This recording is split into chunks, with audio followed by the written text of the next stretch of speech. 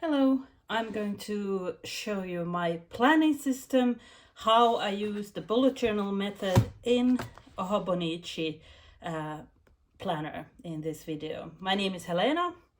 I love bullet journals, I love planners, I love coffee. Let's go. So the planner I'm using currently is the A5 version of the Hobonichi planner, and it's the Cousin Avec, which is a half-year planner. And this first half of the year, which is the January to June version, I haven't used it a lot. This has only been like a notebook for me because I was in another planner at the start of the year. You can see this in my other videos. And the one I'm actually using is here. And in my last video, I had it in another cover, but I'm back in this new Aletone cover now. But in the beginning, I started to use the bullet journal method in 2017. And the guy who invented the method, he's called Ryder Carroll. And he wrote this book, but I'm not crazy about the bullet journal book. I don't know, I think he makes the method a bit too complicated here, and there's a lot more than what you need to know. But it's an interesting book. I've been thinking about reading it again at some point. Actually, this little book is, I think, better for sort of a short introduction. And I got this little bullet journal guidebook together with this notebook. It says bullet journal here. It's the bullet journal company together with Leuchtturm 1917 have made these bullet journal notebooks. I don't use this as a daily planner. I think it's a bit too big and heavy. I'm not crazy about the thick paper they have. This is more for like if you want to do very complicated spreads. This is a good notebook. I don't know. I just wanted this notebook and I've used it as something you could call a collections bullet journal. But more about that later. This is a good notebook to start if you want to know about the bullet journal method and try the sort of original system, because here the key is already here, and here are some of my own signs that I have made later. And there's a place for an index, place for a future log.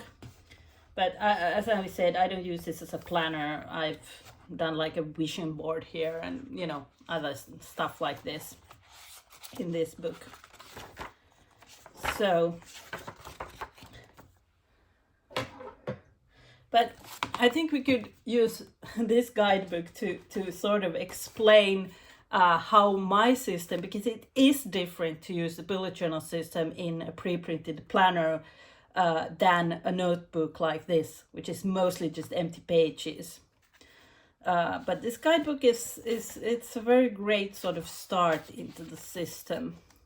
The first thing you should do in a bullet journal is set up your index, and I don't have one. You could in theory make an index on, you could in theory make this into an index. This is a few, I'm not going to show a lot of spreads from my planner because it's pretty personal, but this is just my habit tracker, exercise and health stuff. You could use this on the index because this is a daily planner. Most of the book is daily pages, so you could write here like, okay, I made an important note Friday 6th of December. I could write here what it was, and then you have an index. You could also use this as a future log, which is the next thing. By the way, habit tracking, doing these fancy habit trackers has been a big deal in the bullet journal community, but it's not really a part of the sort of basic bullet journal system. So index, here you should just index on what pages you have what. That's why it's good to use a notebook with page numbers if you do the traditional bullet journaling. Then set up your future log. And here it's just an empty, so you should just do like this, just write the month and then the most important stuff in that month, but I'm going to show you November because I haven't written anything there yet. I just love a pre-printed monthly. And this is where I put my schedule. I don't have any future log like in the traditional bullet journal system. And this is my schedule. This is where I keep track of, any overtime or anything like that. The next thing is set up your monthly log. So in the bullet journal system, you make this sort of very simple calendar, but you can also make more complicated. And this is the part where I can't deal with the original bullet journal system. Even if you do it according to this guidebook in a very, very simple model, it takes 5 minutes to do this kind of calendar. But I like that it's pre-printed, and of course, because it's a Japanese calendar, it doesn't have, I had to write in Father's Day. Where do I, by the way, keep? Oh, I think it's in my other cover. I have this little calendar that you can buy these little calendars where you get our local holidays and so on. So I use this to write in holidays. Actually, I should keep it here in this cover now that I'm using it. I was in this other cover in my latest video, if you remember, but I hopped out of it, so it's just empty now. But in the bullet journal system, you have this calendar and then task list right next to it. And previously, when I've tried to use Hobonichi planners in a with the bullet journal method, I've tried having some tasks here, but there's not really enough space, and I sort of forget to look at it. And that's why I love having this daily planner, because again, we're in the future. In between all the daily pages here, there's this sort of monthly start page that I love using for monthly tasks. So this is my sort of will be my main task list for November. And because November is already here, I could today write tasks for November here, instead of writing it in a future log somewhere and then moving it. It's so much easier to have the months and the monthly task list already pre-printed and waiting for me.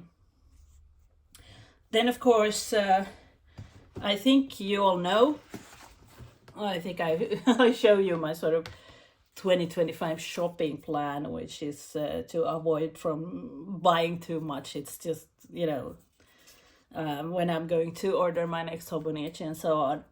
Anyhow, the weekly pages, I'm not sure how I'm going to do next year. Maybe I'll do some memory planning here. Right now I have another book for that. But because there's only one page per day, and sometimes you need more space, I've been using these weekly pages for extra note, like my 2025 shopping plan. And in the beginning, I was using, the first 2 months I was in this planner, I was using about 1 page per day, but now I've been starting to ignore the dates, which I think is okay. So actually, Hobonichi also has a planner with the months at the front and then empty pages, which in theory would be great, but I just love having this monthly task list here. Okay, let's get back to this guide. Set up your monthly log, then we come to the daily log. The daily log is designed to declutter your mind and keep you focused throughout the day. And the daily log is something many people ignore. People do weekly logs and big weekly spreads, but no, rapid logging is a way to quickly capture and categorize your thoughts as bulleted lists. Oh, they're called bullets, these. So I'm not going to show you my actual daily pages in that book because they are a mess and it's really, really difficult to find a page that doesn't have something personal in it. So I'm going to use this book. I've been using this as a notebook, so it has some notes, but there's also some. Yeah, actually, I tried to film this video yesterday, but I was too tired. So this is what a daily log might look like. except this is messier, and I have 2 days on one page, as you see. So let's say it's Tuesday the 5th. I might write here Tuesday.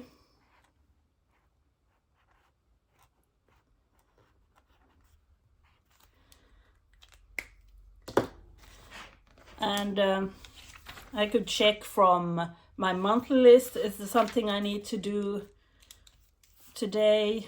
Maybe write email.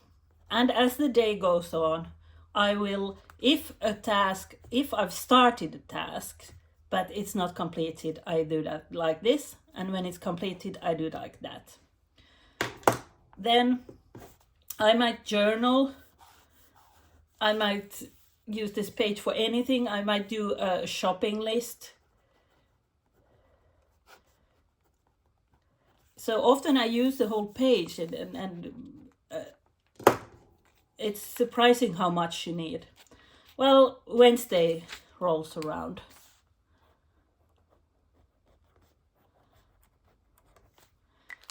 And I look at the previous day.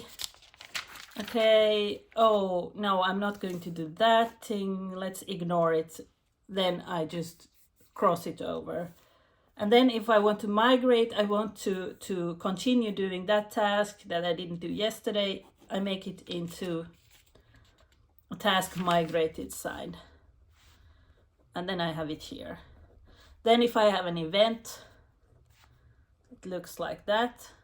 And then maybe something has a deadline. This is my own idea. Nobody else uses this deadline sign.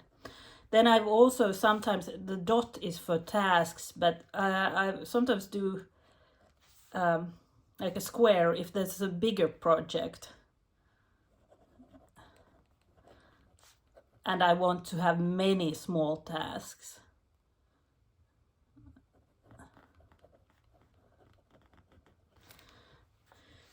But the most important thing that people forget from the whole system is notes. So often during a day, there happens a lot of things. And I went to the event and maybe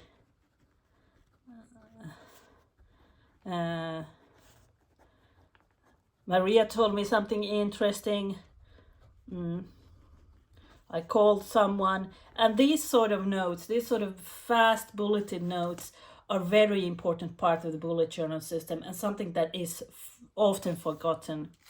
And then often the idea is at the end of the month you can go through, sometimes I leave tasks undone for a very long time in my dailies, and then I can go back in the start of next month, go through them, migrate, like, oh, that was half done, okay, let's migrate here. And with these sort of bullet points, these signs, it's very easy to see what have I done, what have been left undone.